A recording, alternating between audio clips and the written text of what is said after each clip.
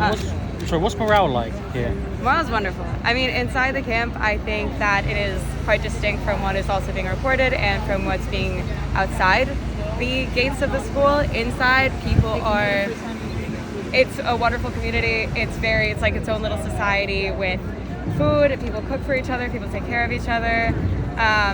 We had like a Shabbat, and we have like different religious services of all time. As a Jewish student, I feel really wonderful to be part of this group. And that's why it's also quite sad sometimes to hear students say that they don't feel comfortable on campus, because I think that inside the encampment is quite distinct from what we can see in different spaces, especially on the outside. Inside, people have felt very comfortable and supportive of one another, so that's good in terms of morale. Can you spell your name for me, please? Safia, Safia. Did you just get out of class earlier? No, I've been here since Thursday, camping out. I have not been in class. Also, our classes were all made online today, which has made it a lot better. And how old are you? I'm 25. What year are you? I'm a first-year law student, but I also went to undergrad here, so I'm very familiar with the Columbia everything. It's been hard. Thank you. Quick question, do you have any words for anybody from the CUNY institutions that stand in solidarity with the encampment here? Yeah, we are so excited to see the other schools who want to work with us in solidarity, and like the other schools all over the country. It's been incredible to watch this thrive. And I was just saying this to a friend of mine, that even like no matter what happens at the end of this, just watching how this movement has been able to spread and the political education that it has done in general is more of an impact than we could ever possibly have asked for. And so just like spreading the word, I'm very hopeful that Columbia actually does this impact and that the schools in general divest, but just seeing how everybody has grabbed onto it has been so inspiring in and of itself. Just quickly, could you also speak about the support you have, like the professors over here? Yeah. And I know there's just earlier today there's a lot of protesters coming out to support by the gates. Yeah. Some of them got arrested. Yeah. So what's it like to people are getting arrested outside to support what's going on inside? Yeah, it's really complicated. I'd say, like, first speaking to the professors,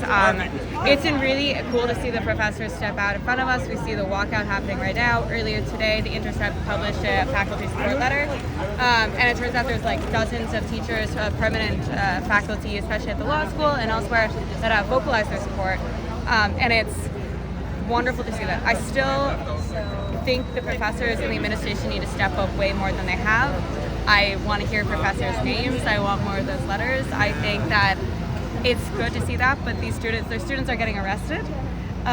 People are getting arrested. These students still do not have their suspensions undone. There's still the threat of suspension for the rest of the students here.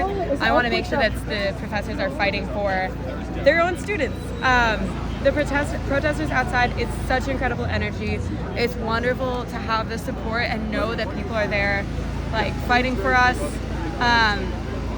I think that I do want to make sure that there's a distinction between when it is a distraction and when it is support, and sometimes the messages get a little conflated because there's the differences between individuals and the actual groups.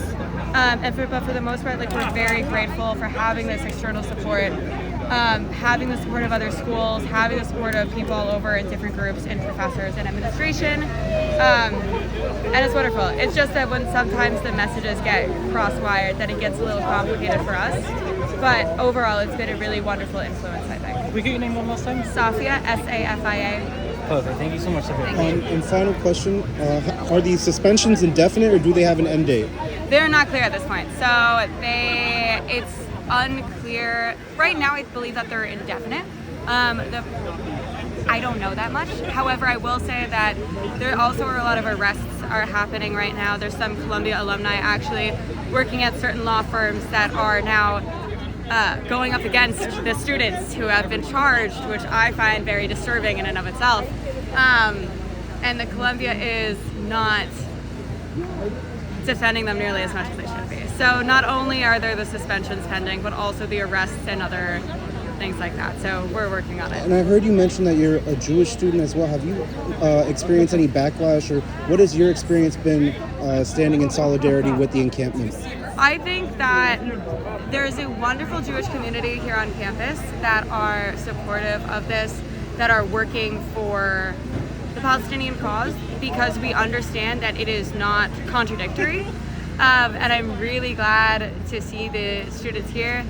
There has been backlash in some forms, not in terms of like to me directly, but you can tell that there is a divide between, I know that I will lose friends over being in this encampment, is one way to say it. I know that there are people who will see this as antithetical to Judaism and the Jewish students, which I find really heartbreaking to see.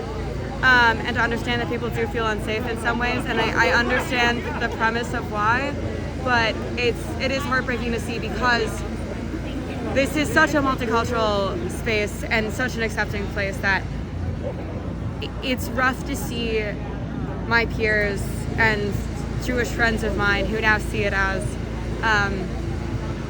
something that I'm against them, and that's hard.